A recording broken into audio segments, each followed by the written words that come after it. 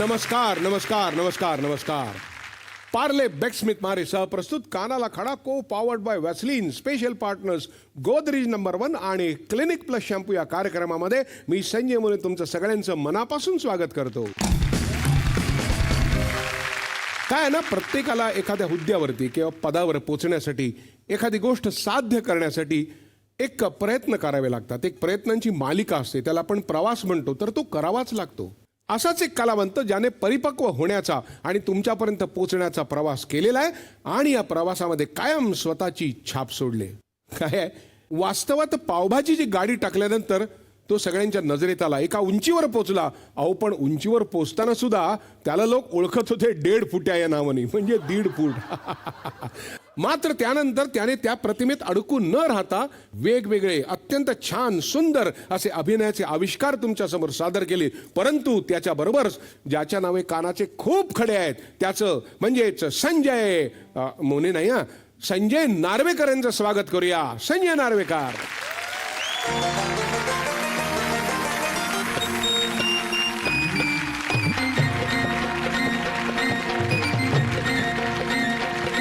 हे नाटकातून पुढे आलं, हे नाटकातून पुढे आलं, त्यांचं हिंदीतही नाव झालं. संजय नार्वेकर आला हे होतो बघा महा महा महा. संजय नार्वेकर आला हे होतो बघा महा महा महा. नाटकातून पुढे आलं, त्याचं हिंदीतही नाव झालं. संजय नार्वेकर आला हे होतो बघा महा महा महा. संजय नार्वेकर आला हे होतो बघा महा महा महा. वा वा वा वा वा. संजय, कलावंत व्हावं अशी एक ठिणगी, मग ठिणगी अशासाठी म्हटलं की तू तसा एकंदरीत ज्वालाग्रही आहेस, म्हणजे तुझे सगळी कामं म्हणणं सगळं. तर ही ठिणगी पहिल्यांदा कधी पडली, कशी पडली? काय मला काय बॅकग्राऊंड नव्हतं. माझे वडील किंवा आजोबा काका वगैरे कोणी नाटकातले नव्हते, मामा वगैरे. Typical middle class family. त्यामुळे माझं पण बालपण, तरुणपण म्हणा, म्हणजे पौगंडावस्था आपण म्हणतो ते सगळे चाळीतले टिपिकल जे असतात त्या कार्यक्रमातच गेलेली. पण जेव्हा रुईया कॉलेजला आलो तेव्हा पहिल्यांदा गर्दी करण्यासाठी म्हणून मला नेलं होतं की चल, एकांका स्पर्धा लागल्या होत्या आणि सिलेक्शनसाठी मुलं हवी होती, म्हणून माझा मित्र घेऊन गेला, माझा मित्र, की चल गर्दी करायला. मला काय नाटकी बिटकी असं त्या झोनमध्ये होतं. त्या झोनमध्ये होता. मग त्याच्या आधीचा तुझा झोन कुठला होता? तो होता एक झोन दंगा मस्ती. म्हणजे तू ज्या सुरुवातीच्या काही भूमिका केल्यास ना, त्याच्या जवळपास जाणार आहे. हा, म्हणजे ते प्रत्यक्षात तू करून बघितलं होतं. हो, आणि यशस्वीरित्या करून बघितलं होतंस. त्याचं शिक्षण घेण्यासाठी म्हणून मी ते केलं होतं, कारण मला माहिती आहे पुढे उपयोग. तर असो, तर रीडिंग झालं तर मला काही काम करायचं नव्हतं, म्हणून मी काय ते स्क्रिप्ट आलं पुढे असं सरकवलं की ठीक आहे आपल्याला करायचं ना. तेव्हा दिग्दर्शक होते, ते बसले होते, ते म्हणाले तू काय वाचत नाही? म्हटलं असंच. नाही आलायच तर वाच ना. आता एवढी सगळी 40-50 मुलं जमलेली, त्याच्यात आपला कसाला वाडा करून घ्यायचा, म्हणून मी आपलं घेतलं आणि जोरात वाचलं. काय होतं ते? काय वाचलंस, आठवते? नाही, आता आठवत नाही, पण तो डायलॉग होता त्या ह्याच्यातला आणि कोळी भाषेत होता तो. म्हणजे तो लहेजा होता, कनाला होय नाही क असं त्या ह्याच्यातलं. तर मी तसं वाचलं साधारण. आणि नंतर मग दुसऱ्या दिवशी असं कळलं की मला त्यातली मेन रोल आहे ना तो मला मिळाला थेट. म्हणजे पडद्यात गडबला असं काही नाही. तर मला आधी कळे ना, तर नंतर मला कळलं की मी भीड न ठेवता बिनधास्त वाचलं आणि त्या रोलसाठी जे आवश्यक होतं की बिनधास्त वावरणं ते होतं माझ्याकडे, म्हणून त्यांनी मला सिलेक्ट केलं. म्हटलं आता झालोय सिलेक्ट आणि महत्त्वाची भूमिका मिळते, मग करून बघूया म्हणून सुरुवात केली. मग हळूहळू आपण म्हणतो ना, नाटकात आल्यानंतर एकदा तो नाटकी किडा एकदा डोक्यात घुसला की तो वळवळतोच. मग हळूहळू त्यातली आवड निर्माण झाली आणि ते करताना मला आनंदही मिळत होता. म्हटलं अरे, आणि हे केलं की मला समाधान मिळतं, कुठेतरी आतमध्ये एक मी तृप्त होत होतो. म्हटलं आपण ह्याच्यातच काहीतरी करूया. मग प्रत्येक वर्षी करत गेलो. तर मला असं वाटतं की ते पहिलं जे सिलेक्शन होतं ती ठिणगी असावी. बरं, ते दिग्दर्शक कोण होते त्याचे? जगत कुमार पाटील म्हणून होते. म्हणजे मला वाटतं एकेकाळी त्या असाच वर्षामध्ये सर्व पारितोषिकं मिळवणारी रायाची रापी नावाची एकांकिका का त्याच्या आधी? नाही, त्यांची आधीची होती कोळिया राजा आणि कोळिया राजा. कोळिया राजा, हा. हा, सगळ्या ठिकाणी ती पहिली आली मग त्यात पहिल्याच वर्षी पुरस्कार वगैरे? पुरस्कार. पण मला नाही मिळाला, नाटकाला मिळाला, नाटकातल्या हिरोईन्सना मिळाला, मला काहीही मिळालं नाही. पण मला एक तू म्हणतोस तशी ठिणकी पेटली गेली. मग प्रत्येक वर्षी मी करत गेलो. पण मग घरी काही विरोध वगैरे, किंवा घरी तू काय सांगितलंस? कारण नाटकाशी काही दुराने काही संबंध नाही. घरी मी सांगितल्याप्रमाणे की टिपिकल मिडल क्लास फॅमिली असल्यामुळे आईचं म्हणणं, बाबांनी फार हे नाही केलं, पण आईचं म्हणणं होतं तू आधी नोकरी कर, शिक्षण कर पूर्ण, मग काय ते कर ना, पण आधी नोकरी कर, सेफ हो. पण मी काय ऐकण्याच्या ह्याच्यात नाही, त्यांनी बघितलं आणि नंतर मग बोलणं सोडून दिलं. काय करायचं करू दे. आधी तसं सोडलंच होतं, पण नंतर अजून सोडलं.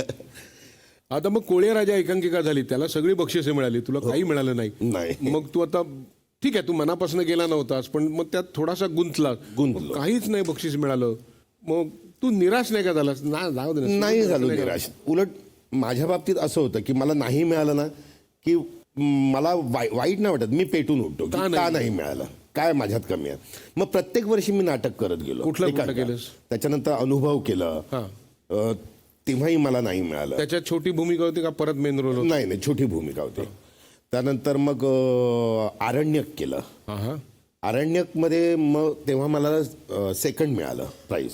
आरण्यक म्हणजे आता जे नाटक चालू आहे आरण्यक? नाही, ते नाही. ही लक्ष्मण लोंढेंची एकांकिका आहे, जी चंद्रकांत कुलकर्णीने तेव्हा बसवली. बरं.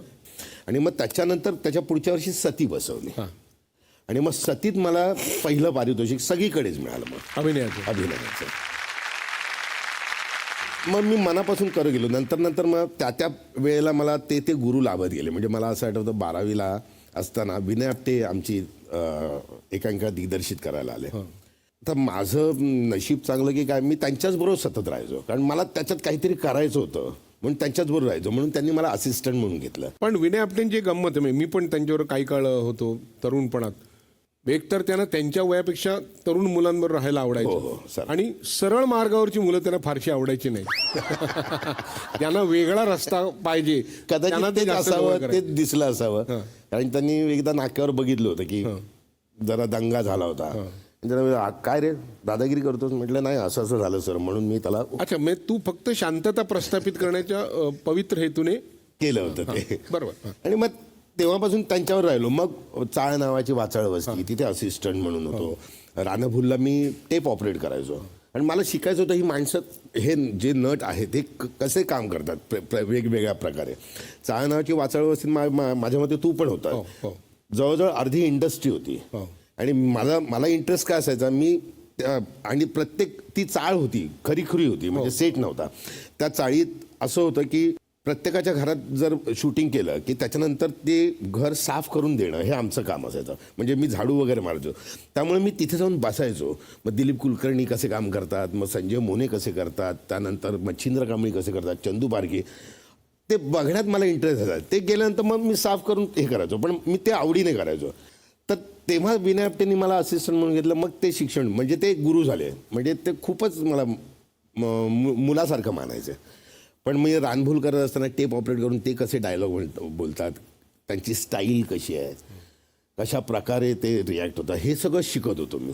त्यानंतर चाळणाचे वाचा डिटेक्टिव्ह प्रभाकर, अशा 3-4 सिरियल आला, आणि प्रत्येक सिरियलमध्ये त्यांनी मला चान्स दिला की कर तू काम, काय नाही, हा एवढा छोटा रोल पटकन कर.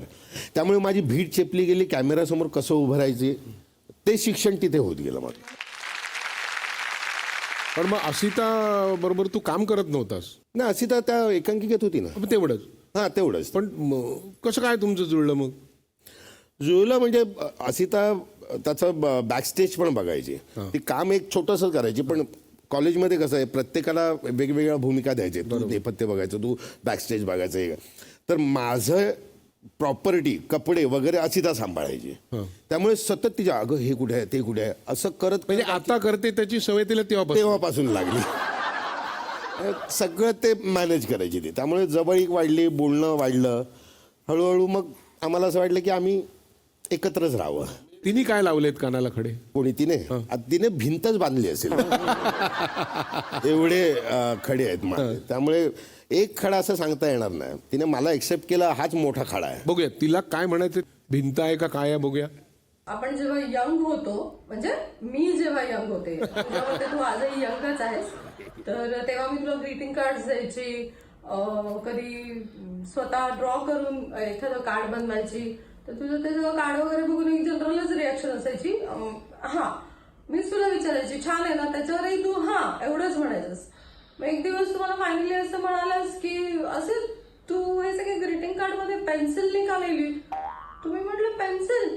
मला हा, म्हणजे मग पुढे जाऊन जर का काहीच नाही झालं तर मी हे सगळे ग्रीटिंग कार्ड खोडीन आणि मग एक ग्रीटिंगचं स्टॉलच टाकेन. त्या दिवसानंतर आज आपल्या लग्नाला 21 वर्ष झाली आहेत, आजपर्यंत मी तुला एकही ग्रीटिंग कार्ड दिलेलं नाही. मग आता समजा एखादी गोष्ट करायची असेल, तुझं अभिनंदन करायचं असेल का काय करायचं असेल, तर मग आता ग्रीटिंग कार्डचा हा संपला, मग आता काय करता तुम्ही? आता ते ग्रीटिंग कार्ड देण्याचं वय गेलं. पण मग स्टॉल का काढायचा होता? म्हणजे मला त्यात ग्रीटिंग कार्डमध्ये मला काही हे वाटत नव्हतं की का पैसे खर्च करायचे तुम्ही. त्याऐवजी काहीतरी पेन द्या, काही वापरण्यासारखी गोष्ट द्या. फुलं देणं काही होत नाही. बुके ते 100-200-1000 रुपयाचे घेतात, नंतर पडून राहतात. त्यापेक्षा काहीतरी चांगली अशी काहीतरी गोष्ट द्या की जी वापरता येईल, या तुम्हाला नाही दुसऱ्यांना वापरता येईल. तुम्ही झाड द्या ना, एक छोटंसं कोणतरी लावून रोपटं दिलं तर ते झाड तरी होईल. किंवा पेन द्या, पेन्सिल्स द्या, ज्या वापरता येतील. बरोबर आहे. ती निदान ग्रीटिंग कार्ड तरी द्यायची. तू काय द्यायचं असेल बदल्यात? मी नाही कधी दिलं, मान्य करतो. कारण मला असं वाटतं तिने खूप समजून घेतलंय मला की मी त्या झोन मधला नाही की प्रिये राणी तू कशी आहेस, तुझ्यासाठी फूल आणतो, हे आणतो, तसं नाही आहे. म्हणजे तसं एक कल्चर असतं ना की कशी आहेस ग राणी तू, तुला काय हवंय का वगैरे.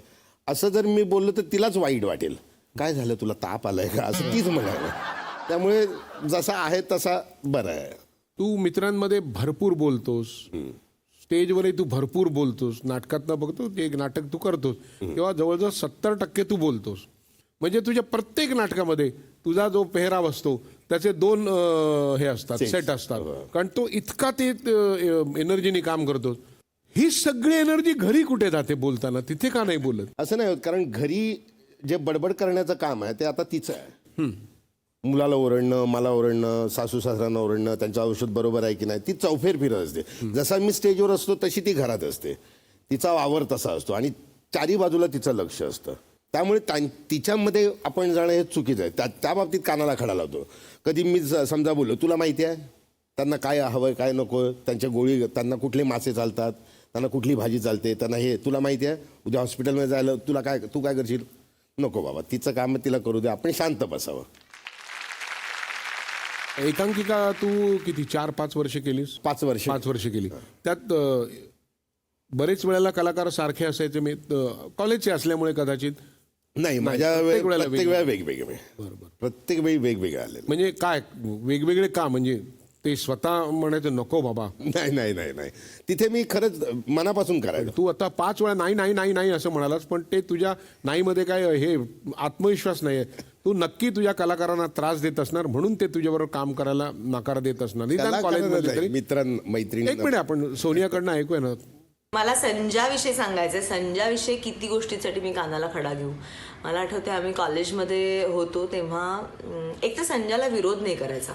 आणि हे मला कधी कळलं माहिती ना की संजा माझी सारखी चप्पल लपवायचा आणि मला म्हणायचा की काय चप्पल देताना म्हणायचं मला नमस्कार कर, मी खूप श्रेष्ठ नट आहे असं म्हण, मला मुजरा कर तरच मी तुझी चप्पल देईन. तर मी एक दिवस ठरवलं की मी हे काहीच कर. आणि आम्ही करायचो वेड्यासारखं, मी आणि असे तर सगळं करायचो, मुजरा करायचो आणि नमस्कार करायचो. तर मी एक दिवस ठरवलं की मी काहीच करणार नाही असं. तू नको देऊस चप्पल, मी बरोबर शोधून काढीन असं. त्याने एक दिवस माझी चप्पल लपवली आणि मला म्हणाला की शोध.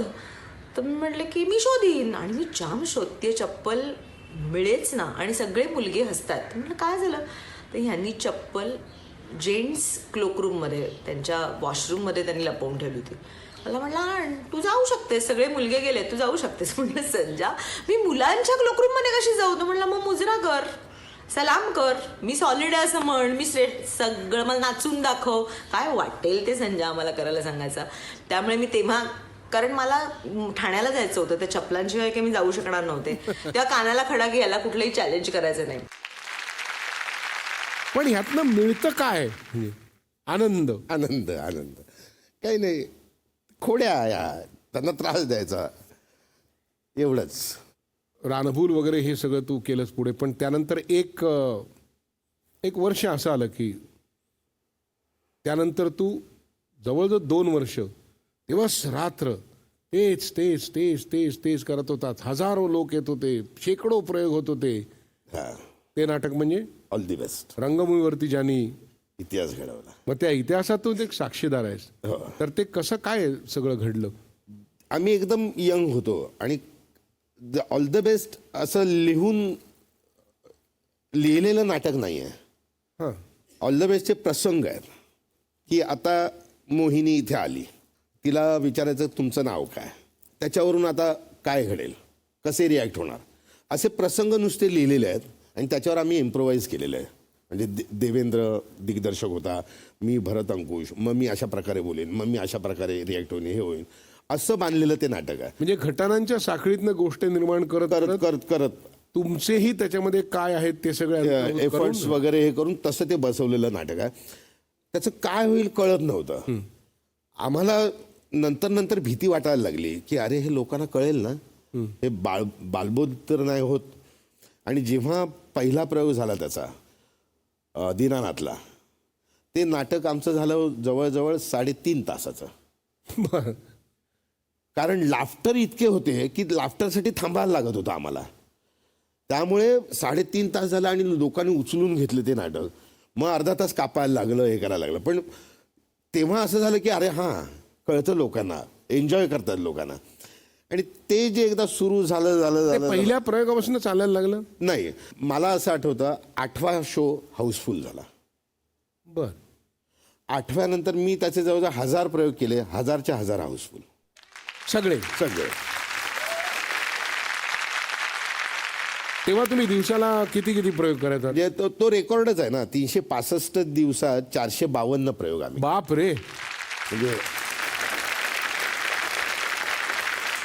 बरं, एखाद्या नाटकाचे जेव्हा असे 1000, 1200, 1500, 2000 प्रयोग होतात, तेव्हा माणसाने एकदा बघून काही 1000, 2000 प्रयोग होत नाहीत. नाही नाही, अनेक लोक वारंवार बघ. हो. असे कोणी तुम्हाला भेटले? कितीतरी. एक शिवाजीला एक माणूस यायचा, त्याने जवळजवळ 150 की 200 वेळा बघितला. बापरे. आणि तो माणूस कर्णबधीर होता.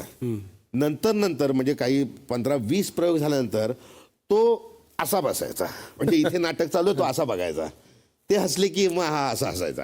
म्हणजे त्याला पाठ होतं अख्खं नाटक. पण तो यांच्या रिॲक्शन बघून हा असं करून इकडे लोक बरोबर एन्जॉय करतायत इतका तो.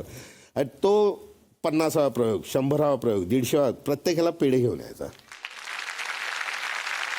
आणि मग त्यावेळेला कोणी आलं, भेटी गाठी, अमुक, खुश होऊन हे ते वगैरे खूप केलं असेल ना? हो, खूप झालं. म्हणजे देवानंदनी आम्हाला घड्याळं दिली, बाळासाहेबांची कौतुकाची थाप आहे, पुलंची कौतुकाची थाप आहे, सगळ्यांना जवळ घेऊन फार छान काम करता वगैरे वगैरे. आणि हे तेव्हा असे दैवत आमचे सगळे महानायक अमिताभ बच्चन यांनी बघितलेलं आहे, सगळ्यांनी बघितलेलं आहे. राजसाहेबांनी जवळजवळ 25 ते 30 वेळा बघितलं. नेहमी आतापर्यंत आपण ना बोललो त्याच्यात नेहमी लक्षात आलं की सगळं शांत असतं, धपका तिरवतून तुला एक छान भूमिका मिळते. काहीतरी अशी पृथ्वीवरच्या अंतर्गत भूगर्भामध्ये अशी काहीतरी हालचाल होती, काहीतरी होतं.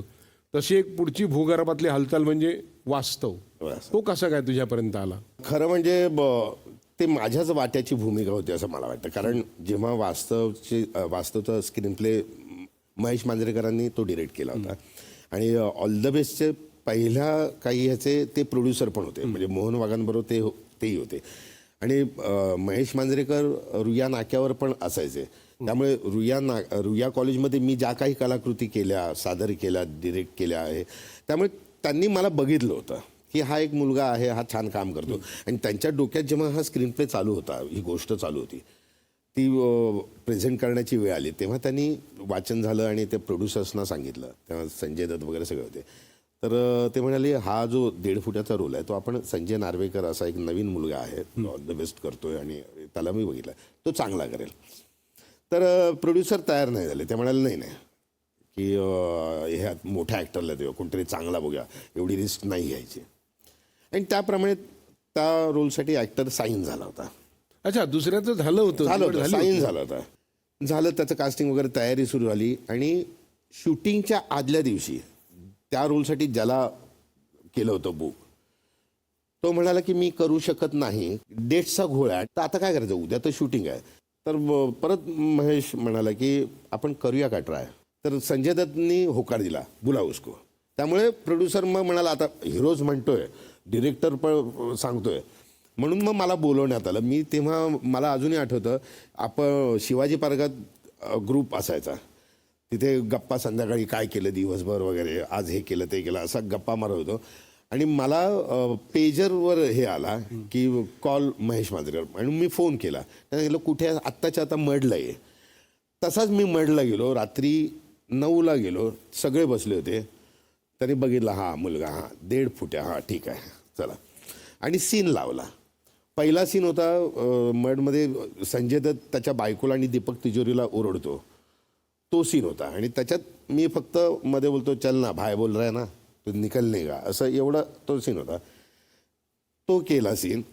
आणि तेव्हा अशी पद्धत होती की सीन केला की लगेच दुसऱ्या दिवशी तो त्याचे रशेस बघायचे का, कॅमेरा कुठे लीक नाही ना, काही प्रॉब्लेम आहे का, बरोबर छापलं जातं आहे ना. आणि तो सीन बघितला दुसऱ्या दिवशी. आणि दुसऱ्या दिवशी स्वतः संजय दत्त माझ्याकडे आला आणि मी दुसऱ्या दिवशी बाजूला कोपऱ्यात असा चहा पीत बसलो होतो. संजय दत्त आला, जात होता आणि त्याने बघितलं, अरे इधर इधर असं करून मला बोलवलं, इसको अभी कुर्सी देने का कोई भी, हाँ ऐसा बैठना नहीं चाहिए.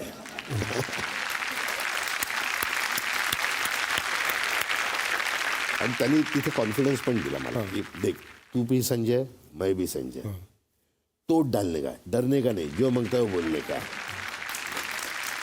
मग मी एक कॉन्फिडन्स येतो आणि बिंदास करायला लागतो. तसं मग तो साकार करत गेलो आणि तो रोल लोकांनाही आवडला आणि त्याने एक वेगळी ओळख पण दिली मला. वास्तवच्या वेळच्या काही गमती सांगू शकशील का? माझ्या सगळ्यात लक्षात राहिलेला प्रसंग सांगतो. वास्तव संपल्यानंतर रिलीज झाला, तोपर्यंत मी ट्रेनने वगैरे आम्ही फिरायचो, कॉलेजला जायचो, कुठेही शो असला की. फक्त सेकंड क्लासचा फर्स्ट क्लास झाला होता, ऑल द बेस्ट वगैरे चालल्यामुळे तेवढे पैसे यायला लागले होते. फर्स्ट क्लास झाला होता. मला आठवतं आहे सहकार, चेंबूरला सहकार टॉकीज आहे, तिथे प्रीमियर पहिला show, first day first show तिथे बघायला आम्हाला सगळ्यांना बोलवलं होतं. म्हणजे संजय दत्त वगैरे, महेशजी आणि संजय दत्त वगैरे जुहूला होते. मला सांगितलं की तू सहकारला जा. मी म्हटलं हा ठीक आहे. मी आपलं तेव्हा मी कळव्याला राहायचो, रिक्षा केली आणि गेलो. सिनेमा सुरू झाला आणि मी परत जिथे बसलो होतो ते सगळे पुढची सगळे लोक माझ्याकडे असे बघत होते, वही आहे वही वही वही वही. आणि मी आपला हा असं असं केलं आणि बाहेर आलो. मला अक्षरशः 4-5 पोलिसांनी मिळून बाहेर काढलं, इतकी गर्दी झाली होती. मला मी फर्स्ट टाईम ते ग्लॅमर फर्स्ट टाईम मी अनुभवत होतो. मी ऐकून होतो ग्लॅमर काय, मी बघितलेलं आहे, मी कसं अमिताभ बच्चनकडे बघतो, मी कसं यांच्याकडे. आज लोक माझ्याकडे बघत होते आणि मला ते काय रिॲक्ट व्हावं कळत नव्हतं. आणि ते कडं करून मला असं बाहेर नेलं. गाडी किधर आहे, बोलले रिक्षाने आलोय मी. आणि त्या दिवसापासून त्या आजपर्यंत मी अजून ट्रेनने प्रवास करू शकलो नाही. आणि संजय दत्त बरोबरचे काय किस्से? त्याच्यानंतर हा सिनेमा पण आला संजू नावाचा. तर आम्हाला तेव्हा ते चाललं होतं आणि ते नुकतेच बाहेर आले होते संजय दत्त. तेव्हा ओबेरॉयच्या इथे सगळं सांगायचं, कसं त्या सेलमध्ये आम्हाला कसं हे केलं, ट्रीट करत होते. आणि आम्ही असे अक्षरशः रोडवर बसून, कारण रात्रीचं हे होतं, काही रहदारी नव्हती आणि ब्लॉक केलं ते. तो तिथून आम्हाला सांगायचा की असं असं ऐसा क्या वो क्या, ते बाकीचे कसे असतात काय असतात.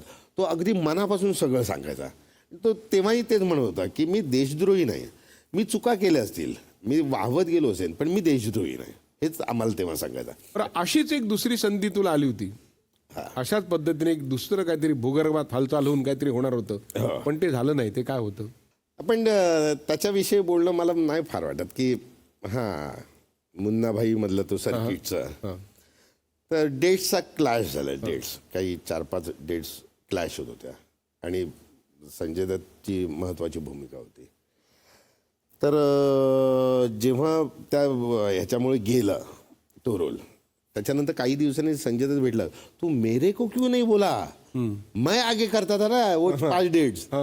ते गेलं. आता ते त्याच्या नशिबात होतं, ठीक, जसं वाचतं 1.5 फुट्या माझ्या नशिबात होतं. पण मी हे सांगतो की ते न केल्यामुळे मला इथे अगबाई अरेच्या करायला मिळाला. बर.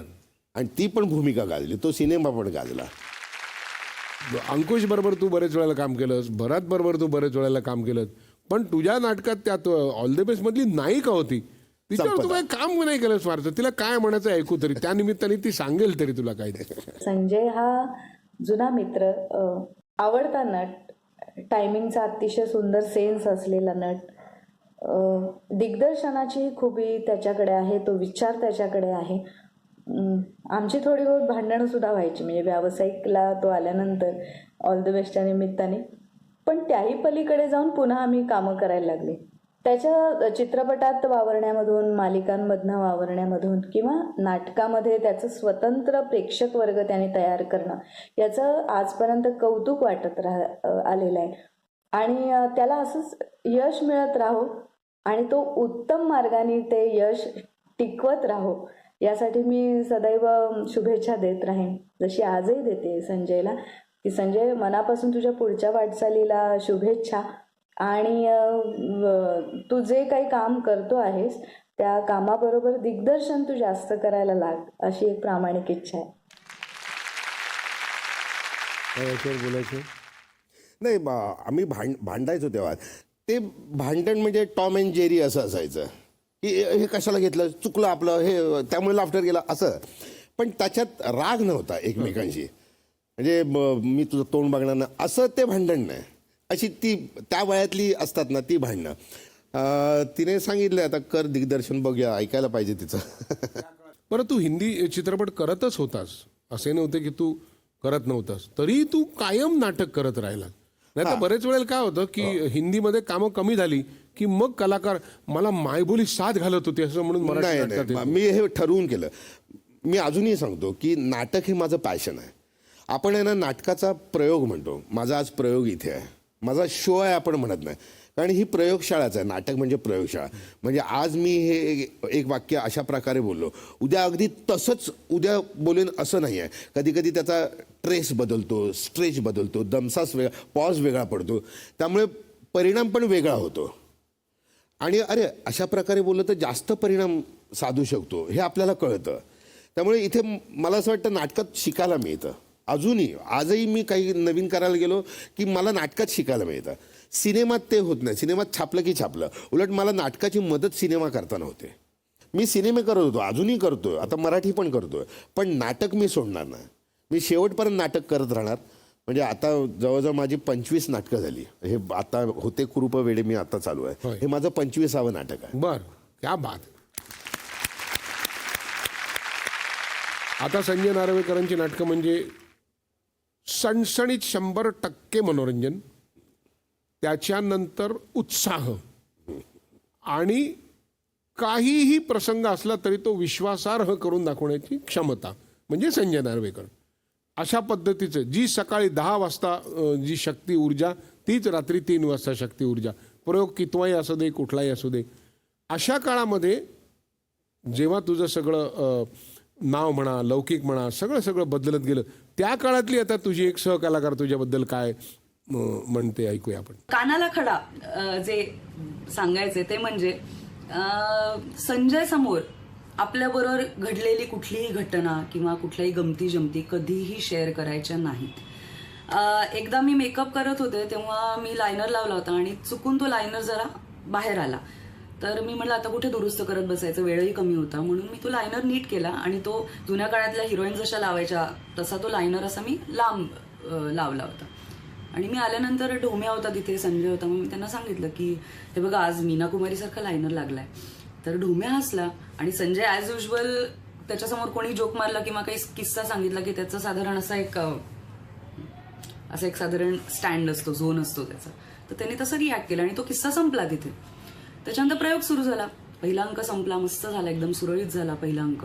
आणि दुसऱ्या अंकात आमचा सीन चालू असताना माझा आणि संजयचा, संजय अचानक माझ्या कानात मीना कुमारी असं म्हणाला आणि मी तिथे फुटले, मी ब्लँक झाले. बरं, ही गोष्ट फक्त मला कळली, ढोम्यालाही कळली नाही जो माझ्या बाजूलाच उभा होता, आणि प्रेक्षकांना तर कळण्याचा प्रश्नच येत नाही. हे फक्त एकदाच नाही झालं, तर दुसरा अंक अखंड तो माझ्या कानात येऊन मला मीना कुमारी म्हणत होता. तर असे हे किस्से बरेचदा घडतात, फक्त माझ्याबरोबरच नाही तर इतर कलाकारांबरोबरही घडतात. त्यामुळे कलाकारांनी म्हणजे इतर कलाकारांनी आणि आम्ही कानाला खडा लावलेला आहे की संजय समोर काहीही बोलायचं नाही, त्याच्याबरोबर काहीही शेअर करायचं नाही.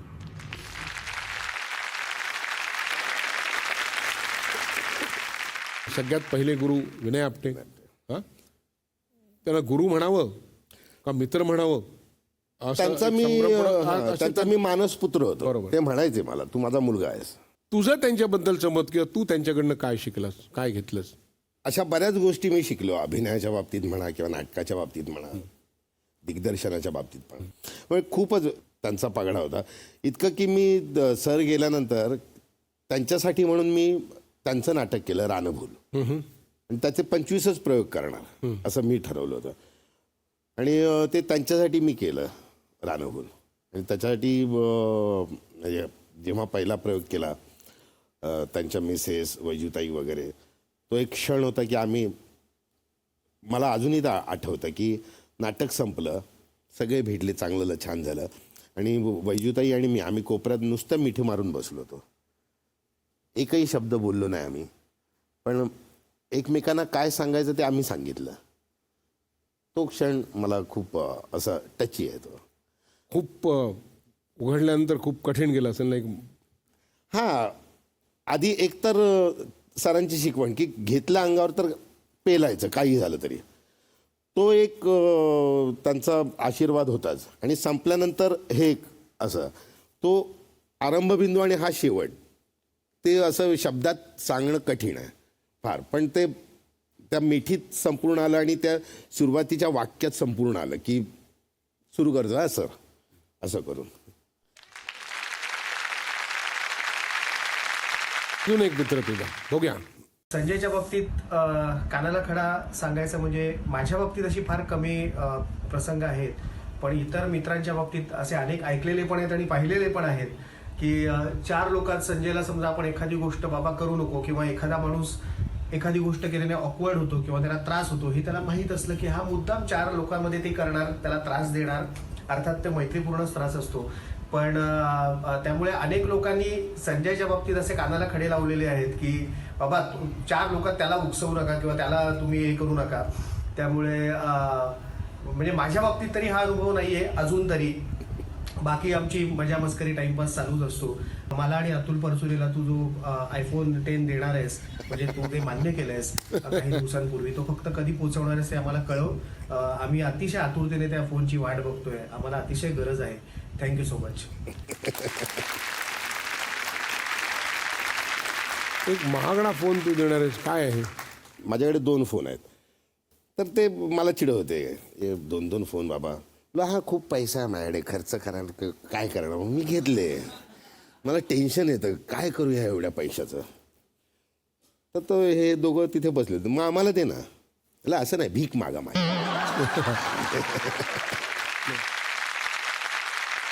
कॉलेजमधलं मुद्रा करा, सलाम करा. प्रत्यक्ष साहेबांना भीक मागायला सांगितलीस तू, परचुरे पण ते साहेबांना? किती हलकट होते, दे ना आम्हाला आयफोन, दे ना आयफोन दे. त्यामुळे ते आयफोनचं आता माझ्या गळ्यात आलेलं आहे. पण मग काय, त्यांनी मागितलेली भीक तुझ्या मनात उतरत नाही तोपर्यंत तू देणार आहे मी त्यांना. फक्त त्या आता आयफोनचं ते मॉडेल तसंच्या तसं बनलं पाहिजे ना उल्हासनगरला. बरं, ह्या अतुल परचुरेला तू फार त्रास दिलेला आहेस. तर तुम्ही एकदा ट्रेननी चालला होतात, आणि काहीतरी तू एका बाजूच्या माणसाशी काहीतरी म्हणजे काय तू असं काहीतरी करतो. काय किस्सा झालाय नेमका? काय नाही, माझ्या बाजूला एक माणूस होता इथे बसलेला आणि अतुल इथे होता आणि त्याच्या बोटाला काहीतरी लागलं होतं, प्लास्टर असं होतं. तर मी अतुलला म्हणालो आता याला बघ कसं करतं, आणि त्याची मांडी इथे होती आणि असं बोट होतं. हा ट्रेनमध्ये चिकटून हा, असते. चिटकून होतं. अरे तुला काय सांगतो मी तो असा होता असं 2-3 वेळा हे असं किती वेळा केलं? असं तो माणूस घाबरेपर्यंत का अतुलनी चालता घडी उडी मारेपर्यंत? अतुल जाईपर्यंत मी करत नको ना असं करतो, उठला गेला तो. बऱ्याच वेळेला असं म्हटलं जातं की वरिष्ठ कलाकार असतात ते नवीन कलाकारांना खातात. तर जेव्हा तू वरिष्ठ नव्हतास तेव्हा तुला असा अनुभव आला का? एकदाच आला होता, पण कारण माझं बॅकग्राऊंड बघता कोणी तसं केलं नाही मला. पण एकाने एकदा केलं होतं, मी नाव नाही सांगणार, नाही ना. ते वरिष्ठ आहे. पण तेव्हा नाटक संपलं आणि त्याच्यानंतर सांगितलं हे पुन्हा झालं तर तिथेच मारीन. हं. असं करायचं नाही, माझं आहे मला बोलू दे, नंतर तू कर, असं करायचं नाही मुद्दाम. त्याच्यानंतर परत झालं नाही. मग तिथेच कोड बसवा, तिथेच शिक्षा, तिथेच हां, तुरुंगात हां. टाकून. हा काय करायचं नाही, नको करू. पण त्याच्यानंतर सुदैवाने मला सगळे चांगलेच मिळाले. आणि आपल्या इंडस्ट्रीत नाही आहेत असे, मला असं वाटतं. एखाद दुसरा असेल, त्यामुळं एक आंबा किडका असला की सगळीच पेटी खराब असते असं नाही. काही चांगले लोक सुद्धा आहेत. तुला जसा अनुभव आला तसा तू कोणाला असा अनुभव दिलायस का? मी तसं कधीच केलं नाही. आता अजूनपर्यंत तरी जे माझे सगळे सहकलाकार आहेत ते अजूनही म्हणतात की त्याच्यावर काम करायला मजा येते. पण मी असं कधी करत नाही. उलट मला असं वाटतं की हा चांगला काम करतोय ना, त्या रिॲक्शन आपण म्हणतो ना, नाटक हे ॲक्शन रिॲक्शनचं हे आहे. तो चांगला रिॲक्ट होतो तर त्याला चांगलं अजून वाक्य द्या, किंवा मी चांगला रिॲक्ट व्हायला पाहिजे, तरच तुमचं नाटक खुलेल. एकमेकांना पाडून नाटक खुलत नाही. तुमच्या बरोबरचे कलाकार किती श्रेष्ठ आहेत त्याच्यावरच नाटकाचा दर्जा ठरतो. इतक्या सगळ्या नाटकात म्हणणं जर तुला सांगितलं की नाटककारच्या तुम्हाला सगळ्यात आवडलेली दात कोणाची काय कुठली?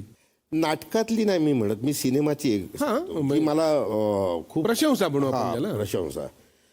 प्रशंसा असं नाही, आता त्याला काय म्हणशील मला माहिती. अगबाई अरेच्चा झाला हो. आणि ती भूमिका खूप गाजली. तर मी धुळ्याला गेलो होतो नाटकाच्या प्रयोगासाठी, आणि तिथे काही लोक आले, फॅन्स आले, आणि एक म्हातारी बाई आली आणि ती मला म्हणाली, बाळा तुझं अगबाई अरेच्चा पाहायला आवडला मला, तुला बायकांच्या मनातलं कळतं म्हणे, सांग माझ्या मनात काय होईल माझ्या मुलीचं. तिनेच सांगितलं. म्हणजे तिच्या मनात तिच्या मुलीबद्दल काहीतरी चाललं होतं. मला कळलं ते, आणि तिच्या चेहऱ्याकडे बघितलं आणि मला वाटलं काहीतरी हिचं काहीतरी बोचतं हिला. मी फक्त म्हणालो, तुमच्या मनात जे चालू आहे ना तिचं काही होणार ना, चांगलं बरं होईल बघा. ती हसली, मला असं जवळ घेतलं आणि गेली. म्हणजे तिने माझ्यावर विश्वास ठेवला होता की मला खरंच बायकांच्या मनातलं कळतं, की त्या रोलची दाद म्हणा काही म्हणा, पण झालं ते माझ्या बाबतीत. म्हणजे मेकअप नसताना सर्वोत्कृष्ट अभिनय त्या क्षणात घडून गेला तुझ्याकडे. खरं आहे माहिती आहे ना की आजूबाजूची परिस्थिती जेव्हा आपल्याला हाताबाहेर झाल्यासारखं वाटतं, त्रास होतो, जगणं थोडंसं कठीण होत जातं, काय करावं कळत नाही, अशा वेळेला माणूस एक अंधार शोधतो. तो अंधार त्याला नाटकात आणि चित्रपटगृहात मिळतो, आणि समोर जे दिसतं ते आपल्या आयुष्यात घडलंय असं त्याला वाटतं, आणि ते स्वप्नरंजन तो त्या पैशाने विकत घेतो आणि पुन्हा जगायला तयार होतो. आणि हे सगळं स्वप्नरंजन त्या माणसाला पुढची हुरूप, पुढची उमेद ही तुम्ही देत असता. माहीत नाही, आपल्याला माहीत नसतं की आपण काय करतो, कळत न कळत आपण काम वाईट करतो, काम चांगलं करतो, हे नाही आहे. माणसांना आपण एक कारण देतो पुढे आयुष्यभर राहण्याचं. असं एक गोष्ट तुझ्याकडे हा वेळ दिला जाईल, त्याच्यात तुला स्वतःला पुढे जगण्यासाठी काय कारण असेल, किंवा तुला एक काही कन्फेशन करायचं असेल, काही कबुली द्यायची असेल, काही मोकळं व्हायचं असेल, तर इथून पुढचा वेळ तुझा आहे. मी खरं सांगू, मी आयुष्याकडे असं फार सिरियसली असं कधी बघितलं नाही. आता पुढे जगायचं कसं असा मला कधी प्रश्न पडलाच नाही अजूनपर्यंत. हे पडला नाही. आपण बरोबर असलं की व्यवस्थित होऊ शकतं. आपल्या स्वतःवर विश्वास ठेवावा ह्या मताचा मी आहे. मी करेन ते करेनच. म्हणजे असंही मला कधी कधी बरेच जण विचारतात की तुला कुठली भूमिका आवडते, टिपिकल प्रश्न आहे आजपर्यंत केलेल्या. तर मी त्यांना दरवेळेला सांगतो की नाही, मला कुठली भूमिका आवडते ह्याच्यातली असं नाही, मला सगळ्याच त्या आवडल्या होत्या म्हणून मी केल्या. मग तुला कोणासारखी भूमिका करायला आवडेल, लगेच तो प्रश्न येतो. तर मी त्यांना दरवेळेला सांगतो असा हा प्रश्न मला कधीच पडत नाही. उलट मला असा प्रश्न पडतो की मी अशी काहीतरी एक भूमिका केली पाहिजे की लोकांनी म्हटलं पाहिजे की अशा प्रकारची भूमिका करा. त्यामुळे आयुष्याकडे मी असंच संधी म्हणून मी बघत आलेलो आहे. आयुष्य ही संधीच आहे असं बघत आलं. पण काही कबूल करायचं असेल तर एक आहे, मी आणि अतुल खूप चांगले मित्र आहोत. आम्ही आपल्या नाटकापासूनच आम्ही खूप जवळ आलो. मी स्ट्रगल करत होतो, आम्ही एकत्र खूप फिरायचो. त्याच्याकडे स्कूटर होती, ती मुडकळी झालेली, पण आम्ही त्याच्यावरूनच फिरायचो, दिवसभर फिरायचो. आणि अतुलला एक हे आहे की तृतीयपंथी असले ना की अतुल घाबरतो काही कुठे, आणि सिग्नलला गेल्यावर बरोबर त्याच्याचकडे यायचं ते. आणि अतुल थांबला की असं कोपऱ्याने बघायचं कुठे आहेत का ते, आणि बरोबर त्याच्याचकडे यायचे. बँड्राचा सिग्नल म्हणू नको, सायन्सचा सिग्नल म्हणू नको, शिवाजी पार्कचा म्हणू नको, कुठे. आणि नंतर संजय असं का पण व्हायचं? संजय माझ्याच जवळ काय तर काय, माझ्या चेहरा नशीबच माझं फुटकं आहे असं करून नंतर कालांतराने त्याच्याकडे गाडी आली. पण आज मी कबूल करतो की त्यांना मीच बोलवायचं मागून असं.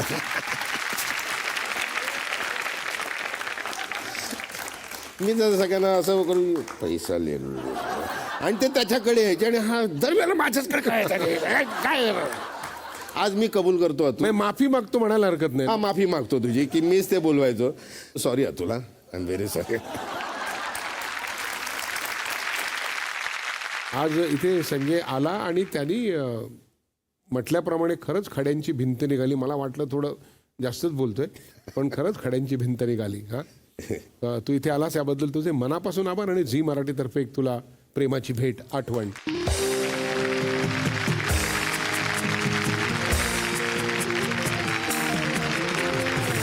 वरकरणी रांगडा वाटणारा, सगळ्या प्रसंगांना धीराने सामोरा जाणारा संजय नार्वेकर कानाचे खडे फोडता फोडता वेगळाच जाणवायला लागला. कलावंत म्हणून 1.5 फूट या नावाने लोकप्रियतेच्या शिखरावर पोहोचलेला संजय माणूस म्हणून, मित्र म्हणून, सहकलाकार म्हणून फार उंचीवर आहे हे खरंच आजच्या खड्यांनी दाखवलं. ही पण आश्चर्याचीच गोष्ट नाही का.